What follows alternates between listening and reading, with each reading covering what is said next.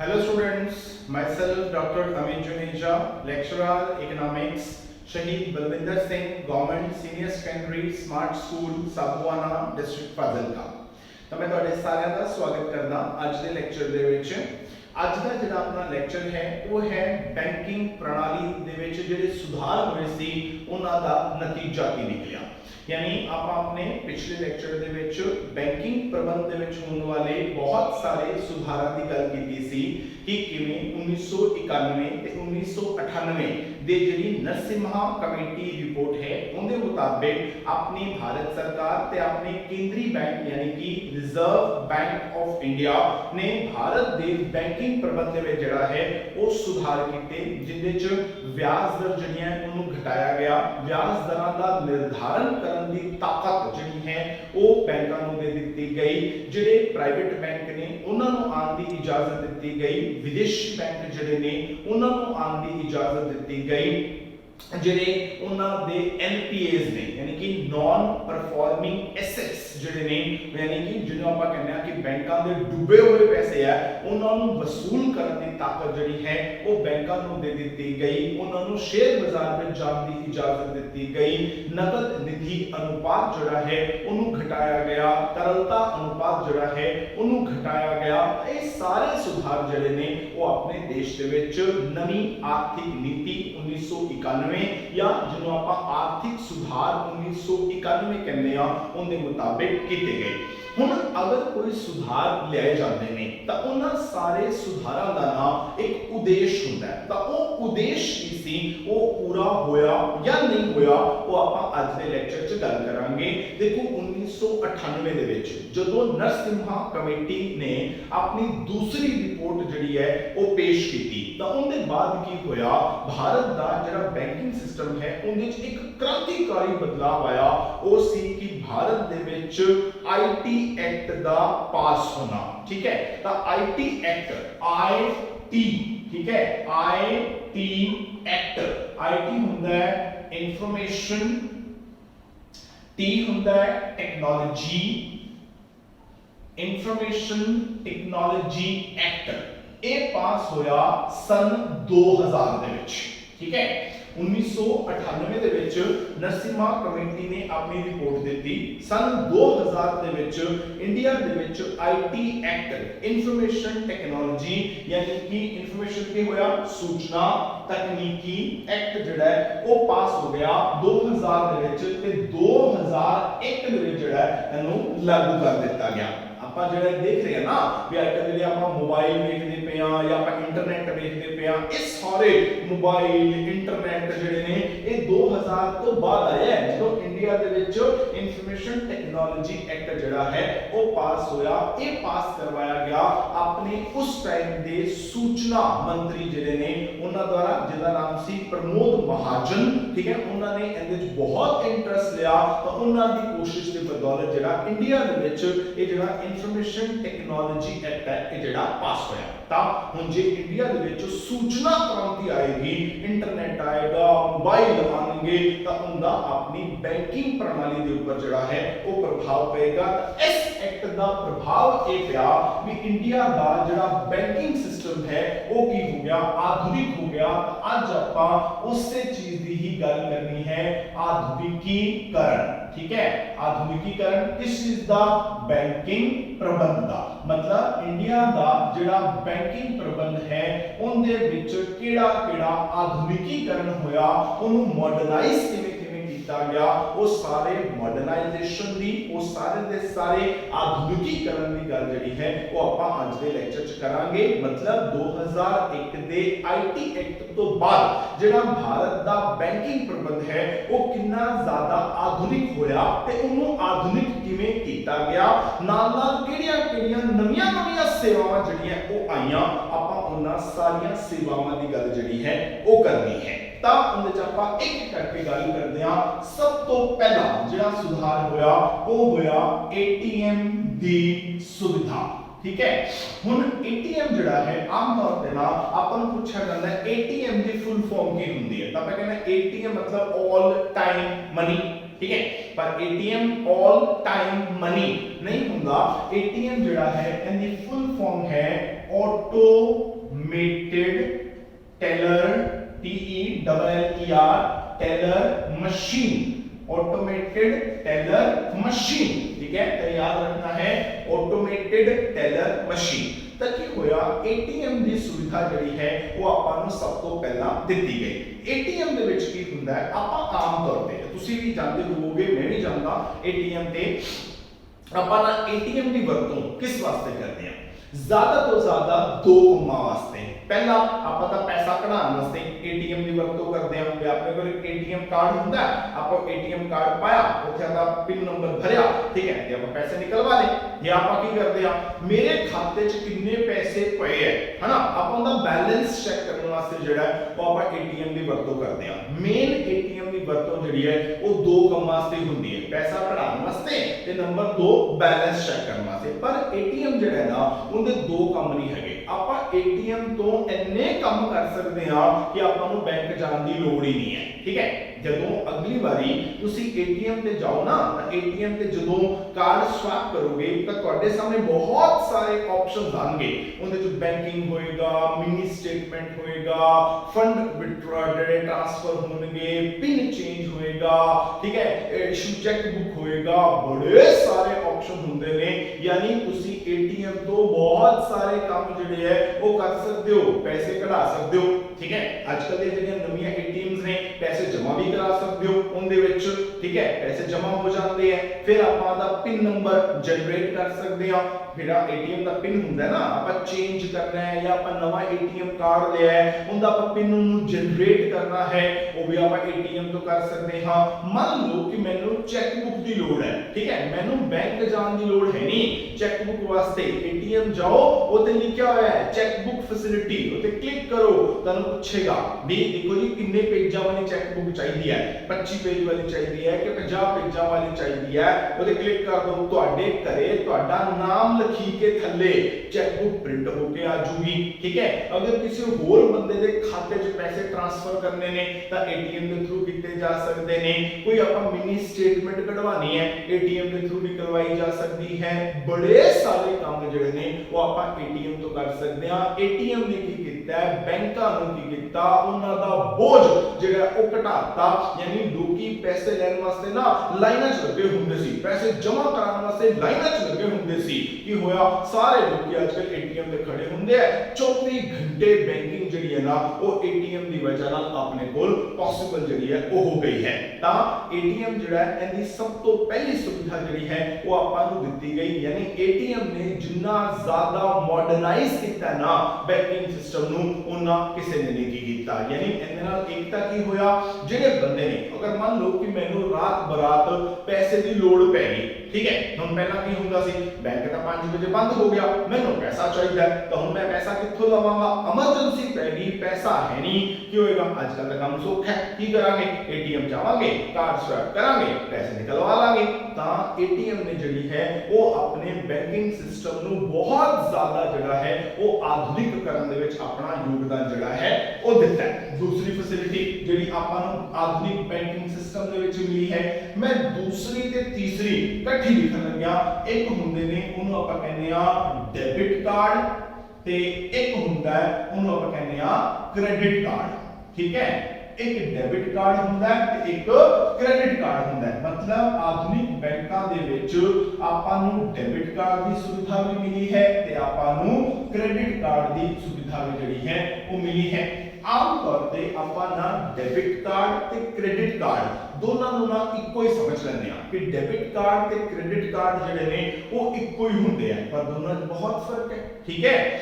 ਜਿਹੜਾ ਤੁਹਾਡੇ ਹੱਥ ਵਿੱਚ ਏਟੀਐਮ ਕਾਰਡ ਹੈ, ਅਗਰ ਤੁਸੀਂ ਉਹਨੂੰ ਧਿਆਨ ਨਾਲ ਚੈੱਕ ਕਰੋ ਨਾ, ਤਾਂ ਜਿਹੜਾ ਤੁਹਾਡਾ ਏਟੀਐਮ ਕਾਰਡ ਹੈ ਨਾ ਉਹ ਕੀ ਹੈ, ਉਹ ਤੁਹਾਡਾ ਅਸਲ ਦੇ ਵਿੱਚ ਡੈਬਿਟ ਕਾਰਡ ਵੀ ਹੈਗਾ ਜੀ। ਉੱਪਰ ਲਿਖਿਆ ਹੋਏਗਾ ਏਟੀਐਮ ਕਮ ਡੈਬਿਟ ਕਾਰਡ, ਯਾਨੀ ਕਿ ਏਟੀਐਮ ਕਾਰਡ ਤੇ ਡੈਬਿਟ ਕਾਰਡ ਇੱਕੋ ਹੁੰਦਾ ਜੀ, ਠੀਕ ਹੈ। ਪਰ ਕ੍ਰੈਡਿਟ ਕਾਰਡ ਜਿਹੜਾ ਉਹ ਅਲੱਗ ਹੁੰਦਾ ਹੈ। ਹੁਣ ਇਹਨਾਂ ਦੋਨਾਂ 'ਚ ਫਰਕ ਕੀ ਚੀਜ਼ ਹੁੰਦੀ ਹੈ, ਏਟੀਐਮ ਕਾਰਡ ਜਾਂ ਡੈਬਿਟ ਕਾਰਡ ਤੇ ਕ੍ਰੈਡਿਟ ਕਾਰਡ ਦੇ ਵਿੱਚ? ਦੇਖੋ ਡੈਬਿਟ ਕਾਰਡ ਕੀ ਹੈ, ਅਗਰ ਮੰਨ ਲਓ ਵੀ ਤੁਸੀਂ ਕਿਸੇ ਦੁਕਾਨਦਾਰ ਕੋਲ ਗਏ, ਤੁਸੀਂ ਕੋਈ ਚੀਜ਼ ਲਈ, ਠੀਕ ਹੈ, ਮੰਨ ਲਓ ਤੁਸੀਂ ਕਿਸੇ ਕੱਪੜੇ ਦੀ ਦੁਕਾਨ ਤੇ ਚਲੇ ਗਏ ਤੇ ਉਹਦੇ ਕੋਲ ਕੱਪੜੇ ਲੈ, ਤੁਹਾਡਾ ਬਿੱਲ ਬਣਿਆ ਮੰਨ ਲਓ ਕੱਪੜਿਆਂ ਦਾ 5000 ਰੁਪਏ, ਤੁਸੀਂ ਉਹਨੂੰ 5000 ਰੁਪਏ ਦੀ ਪੇਮੈਂਟ ਕਰਨੀ। ਤੁਸੀਂ ਕੀ ਕੀਤਾ, ਆਦਾ ATM ਕਾਰਡ ਯਾਨੀ ਕਿ ਡੈਬਿਟ ਕਾਰਡ ਕੱਢਿਆ, ਕੱਢ ਕੇ ਉਹਦੇ ਕੋਲ ਇੱਕ ਮਸ਼ੀਨ ਹੋਊਗੀ ਕਾਲੇ ਜਿਹੇ ਰੰਗ ਦੀ, ਠੀਕ ਹੈ। ਤੁਸੀਂ ਕੀ ਕੀਤਾ, ਉਹਦੇ ਚ ਸਵੈਪ ਕੀਤਾ, ਠੀਕ ਹੈ। ਸਵੈਪ ਕਰਕੇ ਉਹਨੇ ਪਿਨ ਨੰਬਰ ਭਰਿਆ, ਠੀਕ ਹੈ। ਤੁਸੀਂ ਆਦਾ ਪਿਨ ਨੰਬਰ ਭਰਤਾ, ਉਹਨੇ ਅਮਾਉਂਟ ਭਰਤਾ, ਅਮਾਉਂਟ ਭਰਿਆ, ਉਹਨੇ ਕੀ ਕੀਤਾ, ਐਂਟਰ ਗ੍ਰੀਨ ਕਲਰ ਦਾ ਬਟਨ ਹੁੰਦਾ ਹੈ ਐਂਟਰ, ਐਂਟਰ ਦਬਾਇਆ, ਕੀ ਹੋਏਗਾ, ਇੱਕ ਪਰਚੀ ਦੀ ਬਾਹਰ ਆ ਜਾਊਗੀ। पर्ची बाहर आएगी मतलब की होगा, वो कहेगा लो जी ਤੁਹਾਡੇ ਪੈਸੇ ਮੇਰੇ ਕੋਲ ਆ ਗਏ। तो ਸਾਡੇ ਕੋਲ ਨਾਲ ਦੇ ਨਾਲ ਕੀ ਹੋਏਗਾ, ਮੋਬਾਈਲ ਤੇ ਮੈਸੇਜ ਆ ਜਾਏਗਾ ਵੀ ਲੋ ਜੀ ਤੁਹਾਡਾ ਜਿਹੜਾ ਡੈਬਿਟ ਕਾਰਡ ਹੈ ਉਹ 5000 ਰੁਪਏ ਵਾਸਤੇ ਫਲਾਨੀ ਦੁਕਾਨ ਤੇ ਯੂਜ਼ ਹੋਇਆ। ਜੇ ਤਾਂ ਤੁਸੀਂ ਕੀਤਾ ਫਿਰ ਤਾਂ ਸਹੀ ਹੈ, ਜੇ ਨਹੀਂ ਕੀਤਾ ਫਟਾਫਟ ਇਨਫੋਰਮ ਕਰੋ, ਇਹ ਨਾ ਹੋਵੇ ਤੁਹਾਡਾ ਡੈਬਿਟ ਕਾਰਡ ਕੋਈ ਹੋਰ ਯੂਜ਼ ਕੀਤੀ ਜਾਂਦਾ। ਤਾਂ ਤੁਹਾਡੇ ਕੋਲ ਆ ਗਿਆ ਮੈਸੇਜ, ਯਾਨੀ ਹੋਇਆ ਕਿ ਜਿਵੇਂ ਹੀ ਉਸ ਬੰਦੇ ਦੇ ਖਾਤੇ ਦੇ ਵਿੱਚ 5000 ਰੁਪਏ ਗਏ, ਨਾਲ ਦੇ ਨਾਲ ਤੁਹਾਡੇ ਖਾਤੇ ਚੋਂ 5000 ਕੱਟੀ ਗਏ। यानी डेबिट कार्ड च की हुंदा है, जिवें ही आपां डेबिट कार्ड दे द्वारा किसी नूं आपां पेमेंट करदे हां, नाल दे नाल अपने खाते चों पैसे कटींदे ने ते दूजे बंदे दे खाते च पैसे जमा हो जाते ने। पर क्रेडिट कार्ड दे विच एवें नहीं हुंदा, उनदा नाम देखो क्रेडिट कार्ड है। क्रेडिट की हुंदा है, उधार, उधार कार्ड है। ਇਹ ਕੌਣ ਦਿੰਦਾ ਹੈ, ਇਹ ਆਪਾਂ ਨੂੰ ਬੈਂਕ ਦਿੰਦਾ ਹੈ। ਤੁਹਾਨੂੰ ਕਈ ਵਾਰੀ ਫੋਨ ਵੀ ਆਉਂਦੇ ਹੋਣਗੇ ਬੈਂਕ ਤੋਂ ਵੀ ਲੋ ਜੀ ਕ੍ਰੈਡਿਟ ਕਾਰਡ ਲੈਣਾ ਹੈ, ਠੀਕ ਹੈ। ਹੁਣ ਕ੍ਰੈਡਿਟ ਕਾਰਡ 'ਚ ਕੀ ਹੋਏਗਾ, ਤੁਹਾਨੂੰ ਨਾ ਬੈਂਕ ਦੀ ਤਰਫ ਤੋਂ ਇੱਕ ਕ੍ਰੈਡਿਟ ਕਾਰਡ ਮਿਲ ਜਾਏਗਾ। ਵੇਖਣ ਦੇ ਵਿੱਚ ਇਹ ਬਿਲਕੁਲ ATM ਕਾਰਡ ਤਰ੍ਹਾਂ ਹੀ ਹੁੰਦਾ ਹੈ, ਕੋਈ ਫਰਕ ਨਹੀਂ, ਦੋਨਾਂ ਵੇਖਣ 'ਚ ਕੋਈ ਫਰਕ ਨਹੀਂ, ਠੀਕ ਹੈ। ਪਰ ਕੰਮ ਕਰਨ 'ਚ ਫਰਕ ਹੈਗਾ। ਯਾਨੀ ਹੁਣ ਕੀ ਹੋਏਗਾ, ਇਹਦੇ ਵਿੱਚ ਅਗਰ ਤੁਸੀਂ ਕ੍ਰੈਡਿਟ ਕਾਰਡ ਦੇ ਥਰੂ ਪੇਮੈਂਟ ਕਰਦੇ ਹੋ, ਸਭ ਤੋਂ ਪਹਿਲੀ ਗੱਲ ਤਾਂ ਇਹ ਹੋਏਗੀ, ਇਹਦੇ ਨਾਲ ਤੁਹਾਡੀ 1 ਮਹੀਨੇ ਦੀ ਜਿਹੜੀ ਲਿਮਿਟ ਹੈ ਉਹ ਬਣੀ ਜਾਏਗੀ। ਮਤਲਬ ਜਦੋਂ ਬੈਂਕ ਤੁਹਾਨੂੰ ਕ੍ਰੈਡਿਟ ਕਾਰਡ ਦੇਵੇਗਾ, ਤੁਹਾਡੀ ਮਹੀਨੇ ਦੀ ਲਿਮਿਟ ਯਾਨੀ ਕਿ ਸੀਮਾ ਬਣ ਜਾਏਗੀ। ਮੰਨ ਲਓ ਉਹਨੇ ਕਹਿਤਾ ਮਹੀਨੇ ਦੀ ਲਿਮਿਟ ਜਿਹੜੀ ਹੈ ਉਹ ਹੈਗੀ ਹੈ 50000 ਰੁਪਏ। ਇਹਦਾ ਮਤਲਬ ਉਸ ਕਾਰਡ ਤੋਂ ਤੁਸੀਂ 1 ਮਹੀਨੇ ਦੇ ਅੰਦਰ 50000 ਰੁਪਏ ਦੀ ਸ਼ਾਪਿੰਗ ਕਰ ਸਕਦੇ ਹੋ। ਜੇ ਲਿਮਿਟ ਲੱਖ ਰੁਪਏ ਹੈ ਤਾਂ ਲੱਖ ਰੁਪਏ ਦੀ ਸ਼ਾਪਿੰਗ ਕਰ ਸਕਦੇ ਹੋ। ਉਹ ਤੁਹਾਡੀ ਤੇ ਬੈਂਕ ਦੀ ਆਪਸੀ ਅੰਡਰਸਟੈਂਡਿੰਗ ਹੈ ਵੀ ਤੁਸੀਂ ਕਿੰਨੀ ਲਿਮਿਟ ਵਧਵਾਉਂਦੇ ਹੋ। ਮੰਨ ਲਓ ਕਿ ਤੁਹਾਡੀ ਲਿਮਿਟ ਜਿਹੜੀ ਹੈ 50000 ਹੈ, ਤੁਸੀਂ ਗਏ ਕੱਪੜੇ ਦੀ ਦੁਕਾਨ ਤੇ ਕੱਪੜਾ ਖਰੀਦਿਆ, 5000 ਦਾ ਬਿੱਲ ਬਣਿਆ, ਤੁਸੀਂ ਆਦੀ ਜੇਬ ਚੋਂ ਕ੍ਰੈਡਿਟ ਕਾਰਡ ਕੱਢਿਆ, ਕ੍ਰੈਡਿਟ ਕਾਰਡ ਕੱਢ ਕੇ ਸਵੈਪ ਕੀਤਾ, ਕੋਡ ਨੰਬਰ ਭਰਿਆ, 5000 ਰੁਪਏ ਉਹ ਬੰਦੇ ਦੇ ਖਾਤੇ 'ਚ ਜਮਾ ਹੋ ਗਏ। ਪਰ ਤੁਹਾਡੇ ਖਾਤੇ 'ਚੋਂ ਕਟੀਨਗੇ ਨਹੀਂ, ਉਹ ਜਿਹੜੇ ਉਸ ਬੰਦੇ ਦੇ ਖਾਤੇ ਦੇ ਵਿੱਚ 5000 ਰੁਪਏ ਜਮਾ ਹੋਏ ਨੇ ਨਾ, ਉਹ ਤੁਸੀਂ ਨਹੀਂ ਦੇਣੇ, ਉਹ ਦੇਵੇਗਾ ਤੁਹਾਡਾ ਬੈਂਕ। ਕਿਉਂਕਿ ਬੈਂਕ ਕਹਿੰਦਾ ਮੈਂ ਤੈਨੂੰ ਕ੍ਰੈਡਿਟ ਕਾਰਡ ਦਿੱਤਾ ਹੈ, ਤੈਨੂੰ ਉਧਾਰ ਦੀ ਸੁਵਿਧਾ ਦਿੱਤੀ ਹੈ, ਮਤਲਬ ਉਹ 5000 ਰੁਪਏ ਦੀ ਪੇਮੈਂਟ ਤੁਸੀਂ ਨਹੀਂ ਕੀਤੀ ਬਲਕਿ ਤੁਹਾਡੇ ਬਿਹਾਫ ਤੇ ਤੁਹਾਡੇ ਬੈਂਕ ਨੇ ਕੀਤੀ ਹੈ। मतलब एक तरीके दा बैंक ने तुहानू 5000 रुपए दा उधार देता, कर्जा देता भी तैनू आदे पल्लों पैसे देने की लोड़ नहीं हैगी, असी तेरे बिहाफ ते पैसे देंगे। ਤਾਂ ਮਹੀਨੇ ਦੇ ਵਿੱਚ ਤੁਸੀਂ ਵੱਧ ਤੋਂ ਵੱਧ 50000 ਰੁਪਏ ਦਾ ਉਧਾਰ ਯਾਨੀ ਕਿ ਕ੍ਰੈਡਿਟ ਜਿਹੜਾ ਉਹ ਬੈਂਕ ਤੋਂ ਲੈ ਸਕਦੇ ਹੋ। ਠੀਕ ਹੋ ਗਿਆ। ਹੁਣ ਮਹੀਨੇ ਤੁਸੀਂ ਸ਼ਾਪਿੰਗ ਕੀਤੀ, ਮੰਨ ਲਓ ਮਹੀਨੇ ਤੁਸੀਂ 40000 ਰੁਪਏ ਦੀ ਸ਼ਾਪਿੰਗ ਕਰਨੀ, ਕਿਉਂਕਿ ਵੱਧ ਤੋਂ ਵੱਧ 50000 ਦੀ ਕਰ ਸਕਦੇ ਹੋ, 50000 ਤੋਂ ਉੱਤੇ ਤਾਂ ਜਾ ਨਹੀਂ ਸਕਦੇ। ਤੁਸੀਂ ਸ਼ਾਪਿੰਗ ਕੀਤੀ 40000 ਦੀ, ਮਹੀਨੇ ਬਾਅਦ ਕੀ ਹੋਊਗਾ, ਤੁਹਾਡੇ ਘਰੇ ਪੂਰੀ ਸਟੇਟਮੈਂਟ ਬਣ ਕੇ ਆ ਜਾਏਗੀ ਬੈਂਕ ਦੀ ਤਰਫ ਤੋਂ कि लो जी 1 महीने दौरान तुसी फलानी दुकान ते एंड दी शॉपिंग कीती है, फलानी दुकान ते एंड दी शॉपिंग कीती है, टोटल आया 40000 दी तुसी शॉपिंग कीती है ते असी तुहाडे बिहाफ ते 40000 रुपए दा भुगतान कीता है।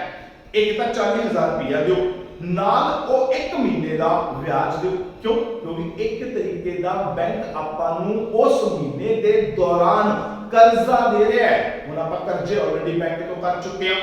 ਜਦੋਂ ਆਪਾਂ ਇਹ ਦੇਖਿਆ ਸੀ ਵਪਾਰਕ ਬੈਂਕਾਂ ਦੇ ਕੰਮ, ਉਹਦੇ ਵਿੱਚ ਕੀ ਹੋਇਆ ਸੀ, ਆਪਾਂ ਕਿਹਾ ਸੀ ਮੰਗ ਕਰਜ਼ੇ ਹੁੰਦੇ ਨੇ, ਨਕਦ ਉਧਾਰ ਹੁੰਦੇ ਨੇ, ਓਵਰਡਰਾਫਟ ਹੁੰਦੇ ਨੇ, ਅਲਪਕਾਲੀਨ ਉਧਾਰ ਹੁੰਦੇ ਨੇ। ਤਾਂ ਬੈਂਕ ਤੁਹਾਨੂੰ ਉਧਾਰ ਦੇ ਰਿਹਾ ਹੈ 1 ਮਹੀਨੇ ਚ ਵੱਧ ਤੋਂ ਵੱਧ ਕਿੰਨੇ ਦਾ, 50000 ਦਾ, ਤੁਸੀਂ ਲਿਆ ਕਿੰਨੇ ਦਾ, 40000 ਦਾ। ਤਾਂ ਬੈਂਕ ਨੇ ਕੀ ਕੀਤਾ, ਉਹ ਕਹੇਗਾ 40000 ਦਾ ਤੁਸੀਂ ਕਰਜ਼ਾ ਲਿਆ ਜੀ ਸਾਡੇ ਕੋਲ, 40000 ਦਾ ਭੁਗਤਾਨ ਅਸੀਂ ਕੀਤਾ ਤੁਹਾਡੇ ਬਿਹਾਫ ਤੇ, ਤਾਂ 40000 ਰੁਪਏ ਦੇ ਉੱਪਰ ਸਾਨੂੰ 40000 रुपए नाल उतली ब्याज जुड़ी है वो दे दो। तो तुसी की करोगे, महीने बाद जाओगे बैंक उन्होंने 40000 रुपया नाल जेड़ा ब्याज वो देओगे। ਤਾਂ ਤੁਹਾਡੇ ਅਗਲੇ ਮਹੀਨੇ ਦੀ ਲਿਮਟ ਜਿਹੜੀ ਹੈ ਉਹ ਚਾਲੂ ਹੋ ਜਾਏਗੀ। यानी हुण एटीएम कार्ड यानी कि डेबिट कार्ड ते क्रेडिट कार्ड दे विच की फर्क होया भी डेबिट कार्ड च की होएगा जिवें ही तुसी पेमेंट करदे हो नाल दे नाल तुहाडे खाते चों पैसे कटी जाणगे, मतलब एक डेबिट कार्ड दे थ्रू भुगतान तुसी कर रहे हो पर क्रेडिट कार्ड दे विच भुगतान तुसी नहीं करना, तुहाडे बिहाफ ते तुहाडा बैंक जिहड़ा है वो भुगतान करेगा। तुसी बैंक नूं 1 महीने बाद पैसे देने ने, यानी बैंक तुहानूं 1 महीने दौरान कर्जा दे रहा है, जे कर्जा दे रहा है तो उहदे ते तुहानूं ब्याज भी जिहड़ी है वो लगेगी। तां इहनूं आपां कहंदे हां एटीएम कार्ड या डेबिट कार्ड ते क्रेडिट कार्ड ये अपने बैंकिंग प्रबंध ਦੀਆਂ कुछ नवीं चीज़ां ने जिहड़ियां आपां नूं मिलीਆਂ। उस तो बाद चौथी चीज जी आई है वो अपने को आई है मोबाइल बैंकिंग। अगर आप आज के टाइम की गल करिए तो आज के टाइम दे विच ना बिना मोबाइल बैंकिंग तो काम ही नहीं चलता। हर बंदा अपनी जेब दे विच ना मोबाइल फोन दे नाल जिहड़ा है बैंक लेके तुरदा है, मतलब उनकी जेब च सिर्फ मोबाइल नहीं हैगा, उनकी जेब दे विच बैंक है, मतलब वो आदे सारे बैंकिंग संबंधी काम जिहड़े ने वो आदे मोबाइल ते कर लैंदा है। मतलब हर एक बैंक ने की कीता है आदि मोबाइल ऐप बनाई हुई है। एक्सिस बैंक की आदि मोबाइल ऐप है, एचडीएफसी की आदि मोबाइल ऐप है, आईसीआईसीआई की आदि है, ठीक है, जगह स्टेट बैंक ऑफ इंडिया है उनकी आदि है।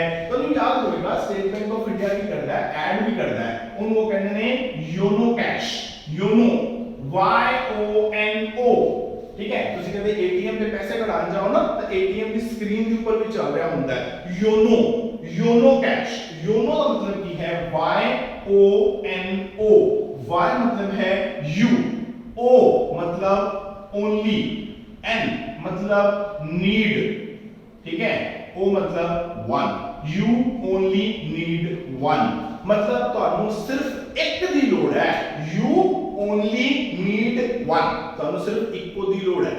मतलब जेकर तुसी ओ मोबाइल ऐप जड़ी है वो डाउनलोड कर ली, तुसी ओ इको मोबाइल ऐप तो आदे सारे दे सारे बैंकिंग संबंधी काम जड़े है वो कर सकते हो, तुहानू किथे होर जाण दी लोड़ जड़ी है वो नहीं हैगी। तां मोबाइल बैंकिंग जड़ी है एक ही है, ये भी एक तरह का एक नवा आधुनिक सिस्टम है जो अपने बैंकिंग प्रबंध विच चलिया है। ਇਹਦੇ ਵਿੱਚ ਕੀ ਹੁੰਦਾ ਹੈ ਕਿ ਤੁਸੀਂ ਇੱਕ ਕੰਪਨੀ ਜਾਂ ਜੋ ਵੀ ਤੁਹਾਡਾ ਬੈਂਕ ਹੈ ਉਹਦੀ ਮੋਬਾਈਲ ਐਪ डाउनलोड करनी होती है, ਤੁਹਾਨੂੰ बैंक की तरफ तो एक यूजर आईडी मिल जाता है, एक पासवर्ड मिल जाता है जो ਤੁਸੀਂ ਭਰਨਾ है। ਜਿਹੜਾ पासवर्ड है वो की है वो तो हो गया ਉਹਦੇ ਚ लॉगिन करने वास्ते, ठीक है। मान लो कि कोई बंदा ਤੁਹਾਡਾ यूजर आईडी ਤੇ ਤੁਹਾਡਾ पासवर्ड चोरी कर ਲੈਂਦਾ है, कोई फर्क नहीं पड़ेगा। यूजर आईडी पासवर्ड चोरी भी हो जाएगा ता भी कोई फर्क नहीं पैना। क्यों नहीं पैना? क्योंकि ਜਦੋਂ ਤੁਸੀਂ ਕਿਸੇ ਨੂੰ पेमेंट करनी है या कुछ भी बैंकिंग संबंधी काम करने ने हरेक वाली की होएगा मोबाइल बैंक ते ਤੁਹਾਡੇ ਕੋਲ आएगा ओटीपी, ओटीपी, O मतलब वन, T मतलब टाइम, P मतलब पासवर्ड, वन टाइम पासवर्ड, ठीक है। वन टाइम पासवर्ड का मतलब क्या है कि जेड़ा वो पासवर्ड है एक बारी वास्ते है, अगली बारी दोबारा करोगे नवा आएगा। यानी अगर कोई बंदा ਤੁਹਾਡਾ पासवर्ड जेड़ा पहले वाला है वो चोरी भी कर लेंदा है ਤਾਂ ਇਹਦੇ ਤੋਂ ਬਿਨਾ ਤਾਂ ਕੰਮ ਚੱਲਣਾ ਨਹੀਂ। ਇਹ ओटीपी ਕਿੱਥੇ ਆਂਦਾ ਹੈ? ਇਹ ਸਿਰਫ ਜਿਹੜਾ ਤੁਹਾਡਾ ਰਜਿਸਟਰਡ ਮੋਬਾਈਲ ਨੰਬਰ ਹੈ ਨਾ ਇਹ ਸਿਰਫ ਉੱਥੇ ਆਊਗਾ, ਹੋਰ ਕਿਸੇ ਨੰਬਰ ਤੇ ਨਹੀਂ ਆਣਾ। यानी अगर वो मोबाइल ਤੁਹਾਡੇ ਕੋਲ ਹੈ ਨਾ ਫਿਰ ਤੁਹਾਡਾ ਕੋਈ ਕੁਝ ਨਹੀਂ ਕਰ ਸਕਦਾ। ਹੁਣ ਧਿਆਨ ਕਿਸ ਗੱਲ ਦਾ ਰੱਖਣਾ ਹੈ।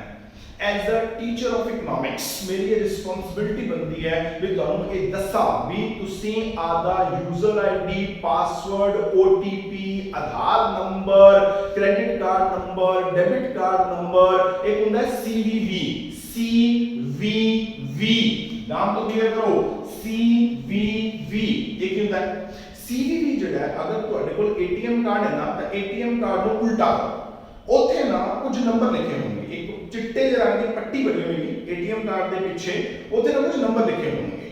ਉਹ ਜਿਹੜੇ ਨੰਬਰ ਲਿਖੇ ਨੇ ਉਹਦੇ ਜਿਹੜੇ ਆਖਰੀ 3 ਡਿਜਿਟ ਨੇ, ਆਖਰੀ 3 ਉਹਨੂੰ ਆਪਾਂ ਸੀवीवी ਕਹਿੰਦੇ ਆ, ठीक है। अगर आपको कोई पेमेंट करनी होती है ना आपको सीवीवी भरना पैंदा है, ठीक है। तो ਇਹ ਜਿਹੜਾ ਚੀਜ਼ਾਂ ਕਦੇ ਵੀ ਬੈਂਕ ਤੁਹਾਡੇ ਕੋਲ ਫੋਨ ਤੇ ਨਹੀਂ ਪੁੱਛਦਾ। मतलब ਤੁਹਾਨੂੰ ਕੋਈ ਫੋਨ ਆ ਜਾਵੇ ਕਿ ਲੋ ਜੀ ਤੁਹਾਡਾ ਏਟੀਐਮ ਕਾਰਡ ਬੰਦ ਹੋਣ ਲੱਗਿਆ, ठीक है, ਤੁਸੀਂ ਨਾ ਆਦਾ ਪਾਸਵਰਡ ਦੱਸੋ ਤੇ ਆਦੇ ਏਟੀਐਮ ਕਾਰਡ ਦਾ ਨੰਬਰ ਦੱਸੋ, ਠੀਕ ਹੈ, ਜਾਂ ਆਦਾ ਸੀਵੀਵੀ ਦੱਸੋ, ਜਾਂ ਤੁਹਾਡੇ ਕੋਲ ਨਾ ਇੱਕ ਓਟੀਪੀ ਆ ਰਿਹਾ ਹੈ, ਓਟੀਪੀ ਨੰਬਰ ਦੱਸੋ। ਕਦੇ ਨਹੀਂ ਦੱਸਣਾ ਕਿਸੇ ਨੂੰ ਆਦਾ ਪਿਨ ਨੰਬਰ, ਯਾਨੀ ਕਿ ਜੋ ਵੀ ਤੁਹਾਡੇ ਏਟੀਐਮ ਦਾ ਪਿਨ ਨੰਬਰ ਹੈ, ਏਟੀਐਮ ਦਾ ਜਿਹੜਾ ਪਾਸਵਰਡ ਜਿਹਨੂੰ ਆਪਾਂ ਕਹਿੰਦੇ ਆ ਉਹ ਹੈ, ਜਾਂ ਏਟੀਐਮ ਕਾਰਡ ਦਾ ਨੰਬਰ ਹੈ, ਕ੍ਰੈਡਿਟ ਕਾਰਡ ਦਾ ਨੰਬਰ ਹੈ, ਓਟੀਪੀ ਹੈ, ਜਾਂ ਕੋਈ ਵੀ ਐਸੀ ਚੀਜ਼, ਆਧਾਰ ਕਾਰਡ ਦਾ ਨੰਬਰ ਹੈ, ਕਦੇ ਕਿਸੇ ਨੂੰ ਨਹੀਂ ਦੱਸਣਾ। ਅੱਜਕੱਲ ਬਹੁਤ ਸਾਰੇ ਬੈਂਕਿੰਗ ਫਰਾਡ ਹੋਣ ਲੱਗ ਪਏ ਨੇ। ਆਮ ਤੌਰ ਤੇ ਜਿਹੜੇ ਪਿੰਡਾਂ ਦੇ ਲੋਕ ਨੇ, ਕਿਉਂਕਿ ਵਿਚਾਰਾ ਥੋੜਾ ਜਿਹਾ ਨੌਲੇਜ ਘੱਟ ਹੁੰਦੀ ਹੈ, ਤਾਂ ਉਹ ਇਸ ਤਰ੍ਹਾਂ ਦੇ, ਜਾਂ ਜਿਹੜੇ ਬਜ਼ੁਰਗ ਲੋਕ ਹੁੰਦੇ ਨੇ ਘਰੇ, ਉਹਨਾਂ ਨੂੰ ਇਸ ਚੀਜ਼ ਦੀ ਨੌਲੇਜ ਥੋੜੀ ਘੱਟ ਹੁੰਦੀ ਹੈ, ਤਾਂ ਆਮ ਤੌਰ ਤੇ ਇਸ ਤਰ੍ਹਾਂ ਦੇ ਜਿਹੜੇ ਬੈਂਕਿੰਗ ਫਰਾਡ ਨੇ ਉਹਨਾਂ ਦਾ ਸ਼ਿਕਾਰ ਜ਼ਿਆਦਾ ਹੁੰਦੇ ਨੇ। ਤਾਂ ਧਿਆਨ ਰੱਖਣਾ ਹੈ, ਕਦੇ ਵੀ ਆਪਣਾ ਪਾਸਵਰਡ ਜਾਂ ਆਪਣਾ ਜਿਹੜਾ ਸੀਵੀਵੀ ਹੈ, ਜਾਂ ATM card, debit card, credit card ਆਦਿ ਇੰਟਰਨੈਟ ਬੈਂਕਿੰਗ, ਓਟੀਪੀ ਦੇ ਪਾਸਵਰਡ ਕਿਸੇ ਨੂੰ ਨਹੀਂ ਦੱਸਣੇ। ਇਹ ਸਭ ਤੋਂ ਸੌਖਾ ਤਰੀਕਾ ਹੈ ਆਪਣੇ ਆਪ ਨੂੰ ਬਚਾਉਣ ਦਾ, ਠੀਕ ਹੈ ਜੀ। ਤਾਂ ਮੋਬਾਈਲ ਬੈਂਕਿੰਗ ਜਿਹੜੀ ਹੈ ਉਹ ਵੀ ਇੱਕ ਤਰ੍ਹਾਂ ਦੀ ਸੁਵਿਧਾ ਆਪਾਂ ਨੂੰ ਆਪਣੇ ਮੋਬਾਈਲ ਜਿਹੜਾ ਆਪਣਾ ਜਿਹੜਾ ਆਧੁਨਿਕ ਬੈਂਕਿੰਗ ਪ੍ਰਬੰਧ ਹੈ ਉਹਦੇ ਦੁਆਰਾ ਦਿੱਤੀ ਗਈ ਹੈ। ਉਸ ਤੋਂ ਬਾਅਦ ਆਪਣੀ ਕੋਲ ਇੱਕ ਹੋਰ ਫੈਸਿਲਿਟੀ ਆਉਂਦੀ ਹੈ, ਉਹਨੂੰ ਆਪਾਂ ਕਹਿੰਦੇ ਆ ਇੰਟਰਨੈਟ ਬੈਂਕਿੰਗ। ਇੰਟਰਨੈਟ ਬੈਂਕਿੰਗ ਦੇ ਵਿੱਚ ਕੀ ਹੁੰਦਾ ਹੈ, ਆਪਾਂ ਨਾ ਕਿਸੇ ਵੀ ਬੈਂਕ ਦੇ ਕੋਲ ਜਾਣ ਦੀ ਲੋੜ ਨਹੀਂ ਹੈ। ਹਰੇਕ ਬੈਂਕ ਦੀ ਨਾ ਆਪਣੀ ਇੱਕ ਵੈਬਸਾਈਟ ਹੈ, ਠੀਕ ਹੈ। ਉਹ ਵੈਬਸਾਈਟ ਤੇ ਜਾਓ, ਜਿਵੇਂ ਆਪਾਂ ਆਮ ਤੌਰ ਤੇ ਕੋਈ ਵੀ ਵੈਬਸਾਈਟ ਖੋਲਦੇ ਆ, ਉਹਦੇ ਵਿੱਚ ਕੀ ਹੋਏਗਾ, ਇੱਕ ਆਪਸ਼ਨ ਦਿੱਤਾ ਹੋਏਗਾ ਲੌਗਇਨ। ਤਾਂ ਆਪਾਂ ਉੱਪਰ ਕਲਿੱਕ ਕਰਾਂਗੇ ਲੌਗਇਨ ਤੇ। लॉगिन पे क्लिक करांगे तो अपने को मंगेगा अपना यूजर आईडी, अपना यूजर आईडी भर दो, फिर थले पूछेगा पासवर्ड, तो अपना पासवर्ड भर दो, तब ਤੁਹਾਡਾ ਆਪਦਾ पेज ਜਿਹੜਾ ਨਾ ਉਹ ਸਾਹਮਣੇ ਖੁੱਲ ਜੂਗਾ। ਉਹਦੇ ਵਿੱਚ ਬਹੁਤ ਸਾਰੇ ਆਪਸ਼ਨਸ ਹੋਣਗੇ, ਮਤਲਬ ਤੁਸੀਂ ਆਪਣਾ ਖਾਤੇ ਦਾ ਬੈਲੈਂਸ ਚੈੱਕ ਕਰ ਸਕਦੇ ਹੋ, ਤੁਸੀਂ ਕਿਹੜੇ ਕਿਹੜੇ ਬੰਦੇ ਨੂੰ ਭੁਗਤਾਨ ਕੀਤੇ ਉਹ ਚੈੱਕ ਕਰ ਸਕਦੇ ਹੋ, ਤੁਹਾਨੂੰ ਕਿੰਨੇ ਕਿੰਨੇ ਵਿਆਜਾਂ ਆਈਆਂ ਉਹ ਚੈੱਕ ਕਰ ਸਕਦੇ ਹੋ, ਕਿਹੜੇ ਕਿਹੜੇ ਬੰਦੇ ਨੇ ਕਿੰਨੇ ਕਿੰਨੇ ਪੈਸੇ ਤੁਹਾਡੇ ਖਾਤੇ ਜਮ੍ਹਾਂ ਕਰਾਏ ਉਹ ਚੈੱਕ ਕਰ ਸਕਦੇ ਹੋ, ठीक है। कोई चेक बुक ऑर्डर करनी है वो कर सकते हो, कोई डिमांड ड्राफ्ट बनवाना है वो बना सकते हो, एफडी बनवा सकते हो, या मतलब और कोई ਜਿਹੜੇ ਬੈਂਕਿੰਗ ਸੰਬੰਧੀ ਕੰਮ ਹੈ ਉਹ ਕਰ ਸਕਦੇ ਹੋ, ਕਿਸੇ ਹੋਰ ਬੰਦੇ ਦੇ ਖਾਤੇ 'ਚ ਪੈਸੇ ਪਾਣੇ ਨੇ ਉਹ ਪਾ ਸਕਦੇ ਹੋ। ਮਤਲਬ ਤੁਹਾਨੂੰ ਬੈਂਕ ਦੀ ਲਾਈਨ ਦੇ ਵਿੱਚ ਲੱਗਣ ਦੀ ਕੋਈ ਲੋੜ ਨਹੀਂ ਹੈ।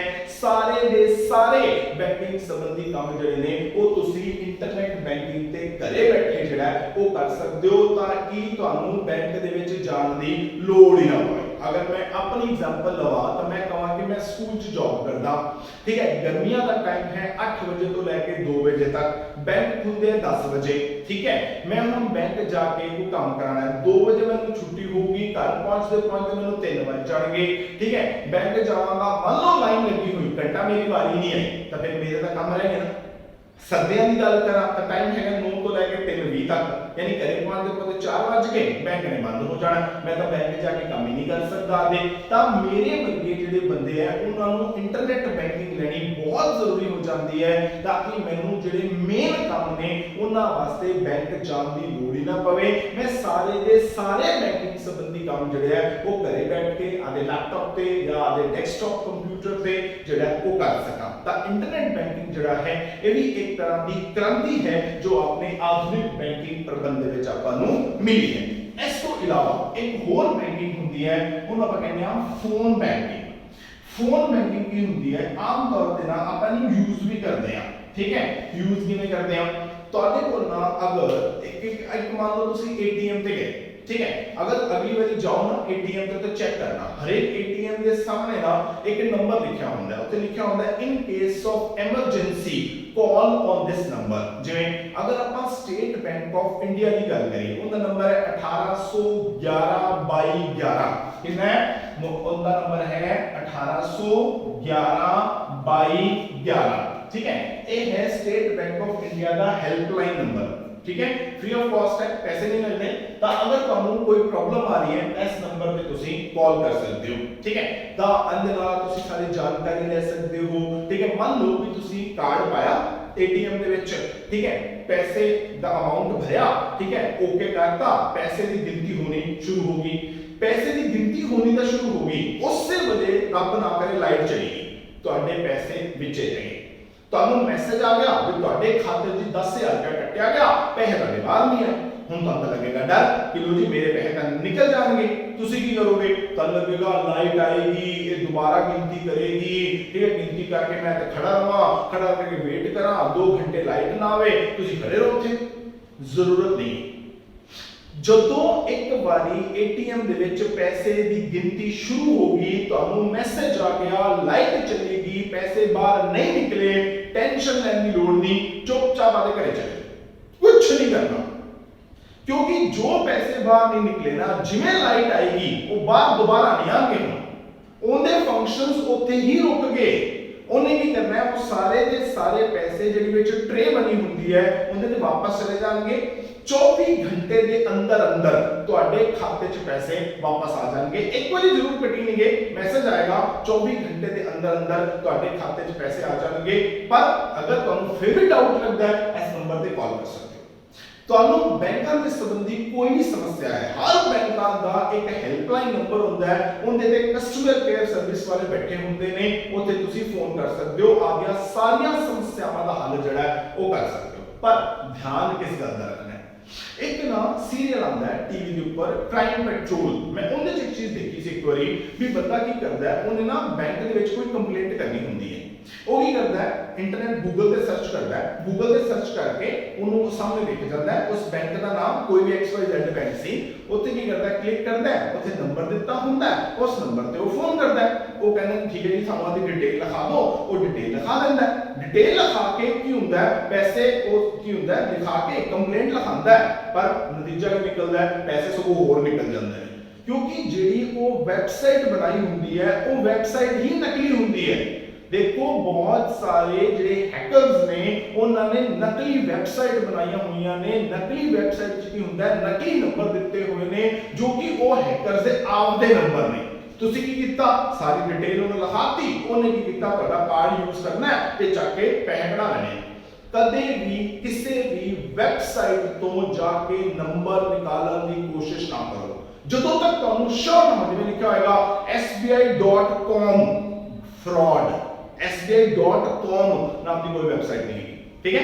ਤਾਂ ਕੋਸ਼ਿਸ਼ ਕਰੋ ਬੈਂਕ ਤੋਂ ਹੋਈ ਨੰਬਰ ਲਓ, ਜਾਂ ATM ਦੇ ਅੰਦਰ ਜਿਹੜੇ ਨੰਬਰ ਲਿਖੇ ਹੋਏ ਨੇ ਉੱਥੋਂ ਲਓ, ਜਾਂ ਇਹ ਨੰਬਰ ਜਿਹੜਾ ਮੈਂ ਲਿਖਿਆ ਨਾ 1811 2211, ਇਹ ਤੁਹਾਡੇ ATM ਕਾਰਡ ਦੇ ਉੱਪਰ ਵੀ ਲਿਖਿਆ ਹੋਇਆ ਹੈ, ਉੱਥੋਂ ਲਓ, ठीक है। किसी भी, क्योंकि आम तौर पे अपन ना समझी दे विच मोबाइल ਜਿਹੜੇ ਆਪਣੇ ਵੈਬਸਾਈਟਸ ਨੇ, ਇੰਟਰਨੈਟ ਹੈ, ਉੱਥੋਂ ਆਪਾਂ ਨੰਬਰ ਨਿਕਾਲਣ ਦੀ ਕੋਸ਼ਿਸ਼ ਕਰਦੇ ਹਾਂ, ਉੱਥੋਂ ਕੀ ਹੁੰਦਾ ਹੈ ਕਿ ਜਿਹੜੀ ਫਰਾਡ ਨੰਬਰ ਜਿਹੜੇ ਨੇ ਉਹ ਨਿਕਲ ਜਾਂਦੇ ਨੇ, ਤਾਂ ਆਪਾਂ ਨੂੰ ਉਹਦੇ ਨਾਲ ਧੋਖਾ ਜਿਹੜਾ ਉਹ ਹੋ ਸਕਦਾ ਹੈ। ਤਾਂ ਫੋਨ ਬੈਂਕਿੰਗ ਜਿਹੜੀ ਹੈ ਇਹ ਵੀ ਇੱਕ ਤਰ੍ਹਾਂ ਦਾ ਵਰਦਾਨ ਹੈ ਕਿ ਆਪਾਂ ਫੋਨ ਦੇ ਉੱਪਰ ਹੀ ਆਦੇ ਮੋਸਟ ਆਫ ਦਾ ਜਿਹੜੇ ਬੈਂਕਿੰਗ ਕੰਮ ਨੇ ਉਹ ਆਪਾਂ ਕਰ ਸਕਦੇ ਹਾਂ।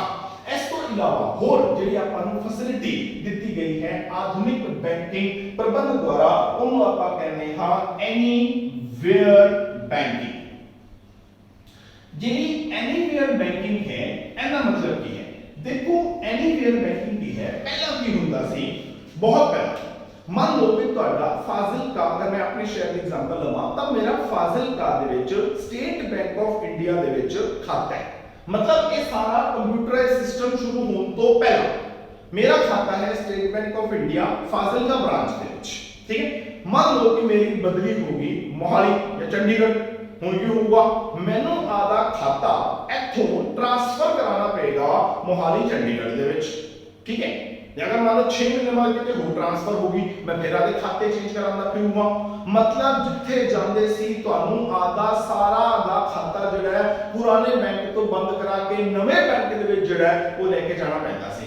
ਹੁਣ ਇਹ ਸਿਸਟਮ ਖਤਮ, ਹੁਣ ਉਹ ਕਹਿੰਦੇ ਨੇ ਐਨੀਵੇਅਰ ਬੈਂਕਿੰਗ ਹੈ, ਜਿੱਥੇ ਮਰਜ਼ੀ ਬੈਂਕਿੰਗ ਹੈ, ਜਿੱਥੇ ਮਰਜ਼ੀ ਬੈਂਕਿੰਗ ਦਾ ਮਤਲਬ ਕੀ ਹੋਇਆ ਵੀ ਇਹਦੇ ਵਿੱਚ ਕੀ ਹੋਏਗਾ, ਅਗਰ ਤੁਸੀਂ ਇੱਕ ਬੈਂਕ ਦੀ ਇੱਕ ਬ੍ਰਾਂਚ ਦੇ ਵਿੱਚ ਆਦਾ ਖਾਤਾ ਖੁਲਵਾਇਆ, ਮੰਨ ਲਓ ਮੈਂ ਖਾਤਾ ਖੁਲਵਾਇਆ state bank of India Fazilka branch ਵਿੱਚ, ਤਾਂ ਉਹ ਜਿਹੜਾ ਮੇਰਾ ਖਾਤਾ ਹੈ ਨਾ ਉਹ ਸਾਰੀਆਂ ਥਾਵਾਂ ਤੇ ਚੱਲੇਗਾ। ਮੈਂ ਮਤਲਬ ਜਿੱਥੇ ਮਰਜ਼ੀ ਚਲਾ ਜਾਵਾਂ। ਸਟੇਟ ਬੈਂਕ ਆਫ ਇੰਡੀਆ ਦੇ ਜਿਹੜੇ ਬ੍ਰਾਂਚਸ ਨੇ ਉਹ ਆਪਣੇ ਦੇਸ਼ ਤੋਂ ਬਾਹਰ ਵੀ ਹੈਗੀਆਂ, ਜਿਵੇਂ ਕਾਬੁਲ ਅਫਗਾਨਿਸਤਾਨ ਦੇ ਵਿੱਚ ਇਹਨਾਂ ਦੀ ਬ੍ਰਾਂਚ ਹੈ ਸਟੇਟ ਬੈਂਕ ਆਫ ਇੰਡੀਆ ਦੀ। ਜਿੱਥੇ ਮਰਜ਼ੀ ਚਲਾ ਜਾਵਾਂ ਮੇਰਾ ਖਾਤਾ ਨੰਬਰ ਕੋਈ ਰਹੇਗਾ, ਮੈਨੂੰ ਆਦਾ ਖਾਤਾ ਨੰਬਰ ਚੇਂਜ ਕਰਾਉਣ ਦੀ ਲੋੜ ਹੈ ਨਹੀਂ। ਮਤਲਬ ਵਾਰੀ-ਵਾਰੀ ਜਿਹੜੇ ਖਾਤੇ ਬਦਲਿੰਦੇ ਸੀ ਉਹਦੀ ਟੈਨਸ਼ਨ ਖਤਮ। ਤਾਂ ਇਹ ਵੀ ਸੁਵਿਧਾ ਆਪਾਂ ਨੂੰ ਜਿਹੜੀ ਹੈ ਉਹ ਆਧੁਨਿਕ ਬੈਂਕਿੰਗ ਪ੍ਰਣਾਲੀ ਦੁਆਰਾ ਜਿਹੜੀ ਹੈ ਉਹ ਦਿੱਤੀ ਗਈ ਹੈ। ਫਿਰ ਅਗਲੀ ਜਿਹੜੀ ਸੁਵਿਧਾ ਦਿੱਤੀ ਗਈ ਹੈ ਉਹਨੂੰ ਆਪਾਂ ਕਹਿੰਦੇ ਆ ਪਰਸਨਲਾਈਜ਼ਡ ਬੈਂਕਿੰਗ यानी कि व्यक्तिगत बैंकिंग। व्यक्तिगत बैंकिंग नाम तो क्लियर करो। एक्चुअली ना ये मैं लास्ट से क्यों लिख रहा ये इस करके लिख रहा क्योंकि ਜਿਹੜੀ व्यक्तिगत बैंकिंग है ये हाली इंडिया ਦੇ ਵਿੱਚ ना अपनी बड़ियां इनिशियल स्टेजेस ਤੇ है मतलब हाली बहुत शुरुआती स्टेजेस ਦੇ ਵਿੱਚ ਜਿਹੜਾ ਹੈ ਇਹ ਬੈਂਕਿੰਗ ਹੈਗੀ ਹੈ। ਇਹਦੇ ਵਿੱਚ ਕੀ ਹੁੰਦਾ ਹੈ ਵੀ ਆਪਾਂ ਬੈਂਕਿੰਗ ਨੂੰ ਕੀ ਕਰਦੇ ਆ ਵਿਅਕਤੀਗਤ ਬਣਾ ਦਿੰਦੇ ਆ मतलब हरेक व्यक्ति दियां जरूरतां दे मुताबिक ਆਪਾਂ ਦਾ ਬੈਂਕਿੰਗ ਜਿਹੜਾ ਹੈ ਉਹਨੂੰ ਬਦਲਦੇ ਆ। मतलब ਇਹਦੇ ਵਿੱਚ ਕੀ ਹੁੰਦਾ ਹੈ ਤੁਸੀਂ ਬੈਂਕ ਨਹੀਂ ਜਾਣਾ ਬਲਕਿ ਬੈਂਕ ਤੁਹਾਡੇ ਘਰੇ ਆਏਗਾ। ਇਹਦੇ ਵਿੱਚ ਕੀ ਹੁੰਦਾ ਹੈ ਵੀ ਬੈਂਕ ਵਾਲੇ ਲੋਕ ਜਿਹੜੇ ਨੇ ਉਹ ਤੁਹਾਡੇ ਘਰੇ ਆਉਂਦੇ ਨੇ ਤੁਹਾਡੀ ਸਹੂਲਤ ਦੇ ਮੁਤਾਬਿਕ ਆਉਂਦੇ ਨੇ ਤੁਹਾਡੇ ਟਾਈਮ ਦੇ ਮੁਤਾਬਿਕ ਆਉਂਦੇ ਨੇ। मतलब ਤੁਹਾਡੀਆਂ ਜ਼ਰੂਰਤਾਂ ਨੂੰ ਮੁੱਖ ਰੱਖਦੇ ਹੋਏ ਬੈਂਕਿੰਗ ਨੂੰ ਤੁਹਾਡੇ ਮੁਤਾਬਿਕ ਢਾਲ ਦਿੱਤਾ ਜਾਂਦਾ ਹੈ। ਪਰ ਇਹਦੇ ਵਿੱਚ ਸਮੱਸਿਆ ਇਹ ਹੈ ਵੀ ਇਹਦੇ ਵਿੱਚ ਨਾ ਸਟਾਫ ਦੀ ਬਹੁਤ ਲੋੜ ਪੈਂਦੀ ਹੈ। हाली अपने इंडिया में ਜਿਹੜੀ व्यक्तिगत बैंकिंग है वो बहुत ज्यादा ਜਿਹੜੀ ਹੈ ਉਹ ਇਨੀਸ਼ੀਅਲ ਸਟੇजेस ਦੇ ਉੱਪਰ ਹੈ ਤਾਂ ਆਪਾਂ ਇਹਨੂੰ ਇੰਨਾ ਜ਼ਿਆਦਾ ਜਿਹੜਾ ਹੈ ਉਹ ਡਿਟੇਲ ਦੇ ਵਿੱਚ ਡਿਸਕਸ ਨਹੀਂ ਕਰਾਂਗੇ। ਠੀਕ ਹੋ ਗਿਆ। ਫਿਰ ਐਕਚੁਅਲੀ ਹੋਰ ਇੱਕ ਹੀ ਕੰਮ ਹੋਇਆ ਉਹ ਹੈ ਬੈਂਕਿੰਗ ਪ੍ਰਬੰਧ ਦਾ ਵਿਵਿਧੀਕਰਨ। बैंकिंग प्रबंध ਦਾ ਵਿਵਿਧੀਕਰਨ विविधीकरण ਹੁੰਦਾ ਹੈ बहुत सारे काम करना ਇਹਨੂੰ ਆਪਾਂ ਕਹਿੰਦੇ ਆ diversification of banking. Diversification of banking ਦਾ ਮਤਲਬ ਕੀ ਹੈ ਵੀ ਹੁਣ ਬੈਂਕ ਜਿਹੜਾ ਹੈ ਨਾ ਉਹ ਕੋਈ ਇੱਕ ਕੰਮ ਨਹੀਂ ਕਰਦਾ। ਬੈਂਕ ਜਿਹੜਾ ਹੈ ਉਹ ਬਹੁਤ ਸਾਰੇ ਕੰਮ ਕਰਦਾ। ਜਦੋਂ ਆਪਾਂ ਵਪਾਰਕ ਬੈਂਕਾਂ ਵਾਲਾ ਟੌਪਿਕ ਕੀਤਾ ਸੀ ਉਹਦੇ ਵਿੱਚ ਮੈਂ ਇਹ ਕਿਹਾ ਸੀ ਕਿ ਪਹਿਲਾ ਬੈਂਕ ਨਾ ਸਿਰਫ ਦੋ ਕੰਮ ਕਰਦਾ ਸੀ। ਇੱਕ ਲੋਕਾਂ ਕੋਲੋਂ ਪੈਸਾ ਲੈਂਦਾ ਸੀ ਤੇ ਇੱਕ ਲੋਕਾਂ ਨੂੰ ਪੈਸਾ ਦਿੰਦਾ ਸੀ। ਪਰ ਆਪਾਂ ਉਸ ਤੋਂ ਬਾਅਦ ਸੋਚੋ ਕਿੰਨੇ ਸਾਰੇ ਹੋਰ ਕੰਮ ਕੀਤੇ ਸੀ ਜਿਹਨੂੰ ਆਪਾਂ ਕਿਹਾ ਸੀ ਕਿ ਬੈਂਕ ਜਿਹੜਾ ਹੈ ਉਹ ਅੱਜ ਦੀ ਤਰੀਕ ਦੇ ਵਿੱਚ ਇੱਕ ਏਜੰਟ ਦੇ ਤੌਰ ਤੇ ਆਪਣੇ ਕੰਮ ਕਰਦਾ ਹੈ। ਉਹਦੇ ਵਿੱਚ ਬੈਂਕ ਕੀ ਕਰਦਾ ਹੈ ਆਪਣੇ ਵਾਸਤੇ ਬਹੁਤ ਸਾਰੀਆਂ ਮਦਾਂ ਦਾ ਭੁਗਤਾਨ ਕਰਦਾ ਹੈ। ਉਹਨੇ ਆਪਣੇ ਵਾਸਤੇ ਬਹੁਤ ਸਾਰੀਆਂ ਮਦਾਂ ਨੂੰ ਇਕੱਠਾ ਕਰਦਾ ਹੈ। ਆਪਾਂ ਨੂੰ ਯਾਤਰੀ ਚੈੱਕ ਦਿੰਦਾ ਹੈ। ਠੀਕ ਹੈ ਆਪਾਂ ਨੂੰ ਜਿਹੜਾ ਹੈ ਲੋਕਰ ਦੀ ਸੁਵਿਧਾ ਦਿੰਦਾ ਹੈ। ਬਹੁਤ ਸਾਰੇ ਅੰਕੜੇ ਇਕੱਠੇ ਕਰਦਾ ਹੈ। ਅੰਤਰਰਾਸ਼ਟਰੀ ਜਿਹੜੇ ਆਪਣੇ कनेक्शंस ने उन्हें मजबूत करता है। संदर्भ पत्र जारी करता है। बहुत सारे काम ने आज बैंकों के कोल। ठीक है तब बैंकों ने अपनी जड़ियां क्रियावां ने उन्हें बहुत ज्यादा बता देता है। उनके जो दो तीन मेन क्रियावां जड़ियां ने उन्हें एक तो housing finance. Housing finance house मतलब घर फाइनेंस मतलब वित्त घर बनाने वास्ते कर्जे देना। ਅੱਜ ਦੀ ਤਰੀਕ ਦੇ ਵਿੱਚ ਇੱਕ ਮੱਧਵਰਗੀ ਬੰਦਾ ਜਿਹਨੇ ਘਰ ਬਣਾਉਣਾ ਹੈ ਉਹ ਬਿਨਾਂ ਬੈਂਕ ਤੋਂ ਘਰ ਵਾਸਤੇ ਲੋਨ ਲਏ ਘਰ ਬਣਾ ਹੀ ਨਹੀਂ ਸਕਦਾ। ਯਾਨੀ ਬੈਂਕ ਜਿਹੜਾ ਹੈ ਉਹ ਆਪਣੀ ਮਦਦ ਕਰਦਾ ਹੈ ਤਾਂ ਕਿ ਆਪਾਂ ਬੈਂਕ ਤੋਂ ਘਰ ਵਾਸਤੇ ਕਰਜ਼ਾ ਲੈ ਸਕੀਏ ਤੇ ਉਹਦੇ ਆਧਾਰ ਤੇ ਆਪਾਂ ਆਪਣਾ ਘਰ ਜਿਹੜਾ ਹੈ ਉਹ ਬਣਾ ਸਕੀਏ। ਇਸ ਤੋਂ ਇਲਾਵਾ ਬੈਂਕ ਜਿਹੜਾ ਉਹ ਕਾਰ ਵਾਸਤੇ ਲੋਨ ਦਿੰਦੇ ਨੇ। ਠੀਕ ਹੈ ਬੈਂਕ ਜਿਹੜੇ ਨੇ ਐਜੂਕੇਸ਼ਨ ਵਾਸਤੇ ਜਿਹੜਾ ਉਹ ਲੋਨ ਦਿੰਦੇ ਨੇ। ਬੈਂਕ ਜਿਹੜਾ ਉਹ ਪਰਸਨਲ ਲੋਨ ਜਿਹੜੇ ਦਿੰਦੇ ਨੇ। ਪਰਸਨਲ ਲੋਨ ਕੀ ਹੁੰਦਾ ਹੈ ਇਹ ਜਿਹਾ ਕਰਜ਼ਾ ਹੁੰਦਾ ਹੈ ਜਿਹਨੂੰ ਤੁਸੀਂ ਨਾ ਆਦੀ ਮਰਜ਼ੀ ਨਾਲ ਯੂਜ਼ ਕਰ ਸਕਦੇ ਹੋ। ਦੇਖੋ ਬੈਂਕ ਤੋਂ ਜਿੰਨੇ ਵੀ ਕਰਜ਼ੇ ਮਿਲਦੇ ਨਾ ਮੈਂ ਥੋੜਾ ਜਿਹਾ ਉੱਪਰ ਲਿਖਣ ਲੱਗਿਆ ਇੱਥੇ ਕਰਕੇ ਇੱਕ ਹੁੰਦੇ ਨੇ ਉਹਨੂੰ ਆਪਾਂ ਕਹਿੰਦੇ ਆ ਟਾਈਡ ਲੋਨ। ਇੱਕ ਹੁੰਦੇ ਨੇ ਉਹਨੂੰ ਆਪਾਂ ਕਹਿੰਦੇ ਆ ਅਨਟਾਈਡ ਲੋਨ। टाइड ਤੇ ਅਨਟਾਈਡ ਦੇ ਵਿੱਚ ਕੀ ਫਰਕ ਹੈ? टाइड मतलब बंधे हुए लोन मतलब बचे हुए लोन मतलब ये ਉਹ ਲੋਨ ਹੋਣਗੇ ਜਿਹੜੇ ਤੁਸੀਂ ਜਿਹੜੇ ਕੰਮ ਵਾਸਤੇ ਲੋਗੇ ਨਾ ਤੁਹਾਨੂੰ ਉਸੇ ਕੰਮ ਵਾਸਤੇ ਹੀ ਵਰਤਣੇ ਪੈਣਗੇ। मतलब बचे हुए लोन ने बंधे हुए लोन ने खुले नहीं हैगे। ठीक है मतलब अगर ਤੁਸੀਂ ਕਾਰ ਲੋਨ ਲਿਆ ਨਾ ਤਾਂ ਤੁਹਾਨੂੰ ਨਾ ਕਾਰ ਹੀ ਖਰੀਦਣੀ ਪੈਣੀ ਹੈ ਤੁਸੀਂ ਕੁਝ ਹੋਰ ਨਹੀਂ ਲੈ ਸਕਦੇ। ਜੇ ਤੁਸੀਂ ਹੋਮ ਲੋਨ ਲਿਆ ਤੁਸੀਂ ਉਹਦੇ ਨਾਲ ਘਰ ਹੀ ਬਣਾ ਸਕਦੇ ਹੋ ਤੁਸੀਂ ਕੁਝ ਹੋਰ ਨਹੀਂ ਬਣਾ ਸਕਦੇ। ਠੀਕ ਹੈ ਜਿਹੜੇ ਅਨਟਾਈਡ ਲੋਨ ਨੇ ਇਹ ਨੇ ਅਣਬੱਜੇ ਲੋਨ। ਅਣਬੱਜੇ मतलब ਬੱਜੇ ਨਹੀਂ ਹੋਏ ਤੁਹਾਨੂੰ ਪੈਸਾ ਦਿੱਤਾ ਤੁਹਾਡੀ ਮਰਜ਼ੀ ਹੈ ਜਿੱਥੇ ਮਰਜ਼ੀ ਖਰਚ ਕਰੋ। ਪਰਸਨਲ ਲੋਨ ਜਿਹੜੇ ਨੇ ਉਹ ਅਨਟਾਈਡ ਲੋਨ ਦੇ ਵਿੱਚ ਆਉਂਦੇ ਨੇ। मतलब ਇਹ ਉਹ ਲੋਨ ਹੁੰਦੇ ਨੇ ਉਹ ਕਰਜ਼ੇ ਹੁੰਦੇ ਨੇ ਜੋ ਇੱਕ ਵਿਅਕਤੀ ਆਪਣੀ ਮਰਜ਼ੀ ਦੇ ਨਾਲ ਜਿਹੜਾ ਹੈ ਉਹ ਜਿੱਥੇ ਮਰਜ਼ੀ ਖਰਚ ਕਰ ਸਕਦਾ ਹੈ। ਤਾਂ ਬੈਂਕਾਂ ਨੇ ਆਪਣੀਆਂ ਜਿਹੜੀਆਂ ਸੇਵਾਵਾਂ ਨੇ ਉਹਦਾ ਬਹੁਤ ਜ਼ਿਆਦਾ ਜਿਹੜਾ ਹੈ ਉਹ ਵਿਵਿਧੀਕਰਨ ਕਰ ਦਿੱਤਾ ਹੈ। ਬੈਂਕ ਅੱਜਕੱਲ ਬਹੁਤ ਸਾਰੀਆਂ ਕਿਰਿਆਵਾਂ ਕਰਦੇ ਨੇ, ਮਿਊਚੁਅਲ ਫੰਡਸ ਉਹਦੇ ਵਿੱਚ ਪੈਸੇ ਲਗਾਉਂਦੇ ਨੇ, ਠੀਕ ਹੈ। ਤੁਸੀਂ ਉਹ ਟੀਵੀ ਤੇ ਐਡ ਵੀ ਦੇਖੀ ਹੋਣੀ ਹੈ, SBI ਮਿਊਚੁਅਲ ਫੰਡਸ, ਉੱਥੇ ਲਿਖਿਆ ਹੋਵੇਗਾ mutual funds are subject to market risk, please read all documents carefully before investing. ਮਤਲਬ ਜਿਹੜੇ ਮਿਊਚੁਅਲ ਫੰਡ ਨੇ ਉਹ ਬਾਜ਼ਾਰ ਜੋਖਿਮਾਂ ਦੇ ਅਧੀਨ ਨੇ। ਅਗਰ ਕੋਈ ਵੀ ਮਿਊਚੁਅਲ ਫੰਡ ਲੈ ਰਹੇ ਹੋ ਤਾਂ ਉਹਦੇ ਵਾਸਤੇ ਪਹਿਲੇ ਸਾਰੇ ਡਾਕੂਮੈਂਟ ਜਿਹੜੇ ਨੇ ਪੜ੍ਹ ਲਓ। ਤਾਂ ਹਰੇਕ ਬੈਂਕ ਇਸ ਤਰ੍ਹਾਂ ਦੇ ਮਿਊਚੁਅਲ ਫੰਡਸ ਜਿਹੜੇ ਨੇ ਉਹ ਜਾਰੀ ਕਰ ਰਿਹਾ ਹੈ। ਹੁਣ ਮਿਊਚੁਅਲ ਫੰਡਸ ਕੀ ਹੁੰਦੇ ਨੇ, ਆਪਾਂ ਇੱਕ ਲੈਕਚਰ 'ਚ ਪੂਰਾ ਇਸ ਚੀਜ਼ ਨੂੰ ਜਿਹੜਾ ਹੈ ਉਹ ਡਿਸਕਸ ਕਰਾਂਗੇ। ਤਾਂ ਬੈਂਕ ਜਿਹੜਾ ਹੈ ਹੁਣ ਸਿਰਫ ਪੈਸੇ ਲੈਣ ਤੇ ਪੈਸੇ ਦੇਣ ਤੱਕ ਸੰਬੰਧਿਤ ਨਹੀਂ ਰਹਿ ਗਏ। ਆਧੁਨਿਕ ਬੈਂਕਿੰਗ ਜਿਹੜੀ ਹੈ ਉਹ ਬਹੁਤ ਸਾਰੇ ਕੰਮ ਕਰਦੀ ਹੈ, ਜਿੰਦੇ 'ਚ ਇਹ ਸਾਰੇ ਤਰ੍ਹਾਂ ਦੇ ਕੰਮ ਜਿਹੜੇ ਨੇ ਉਹ ਇਨਵੋਲਵ ਹੁੰਦੇ ਨੇ। ਤਾਂ ਇਹ ਸੀ ਆਪਣੀ ਆਧੁਨਿਕ ਬੈਂਕਿੰਗ ਪ੍ਰਬੰਧ, ਯਾਨੀ ਕਿ ਆਪਣੇ ਬੈਂਕਿੰਗ ਪ੍ਰਬੰਧ ਦੇ ਵਿੱਚ ਹੋਣ ਵਾਲੇ ਸੁਧਾਰ। ਤਾਂ ਉਮੀਦ ਹੈ ਤੁਹਾਨੂੰ ਲੈਕਚਰ ਜਿਹੜਾ ਹੈ ਉਹ ਸਮਝ ਆਇਆ ਹੋਵੇਗਾ। ਤਾਂ ਅਗਰ ਕੋਈ ਡਾਊਟ ਹੋਵੇ ਤਾਂ ਜ਼ਰੂਰ ਉਹਨੂੰ ਕਮੈਂਟ ਬਾਕਸ ਦੇ ਅੰਦਰ ਲਿਖਣਾ, ਚੈਨਲ ਨੂੰ ਸਬਸਕ੍ਰਾਈਬ ਜ਼ਰੂਰ ਕਰਨਾ ਤਾਂ ਕਿ ਆਪਾਂ ਅੱਗੇ ਉਸ ਚੀਜ਼ ਨੂੰ ਜਿਹੜਾ ਡੀਲ ਕਰ ਸਕੀਏ। ਬੈਲ ਆਈਕਨ ਜ਼ਰੂਰ ਕਲਿੱਕ ਕਰਿਆ ਜੇ ਤਾਂ ਕਿ ਜਿਵੇਂ ਹੀ ਕੋਈ ਨਵਾਂ ਲੈਕਚਰ ਆਉਂਦਾ ਹੈ ਤੁਹਾਨੂੰ ਉਹਦੀ ਨੋਟੀਫਿਕੇਸ਼ਨਸ ਜਿਹੜੀਆਂ ਨੇ ਉਹ ਨਾਲ ਦੇ ਨਾਲ ਪਹੁੰਚ ਜਾਣ। ਤਾਂ ਮਿਲਦੇ ਹਾਂ ਆਪਣੇ ਅਗਲੇ ਲੈਕਚਰ ਦੇ ਵਿੱਚ।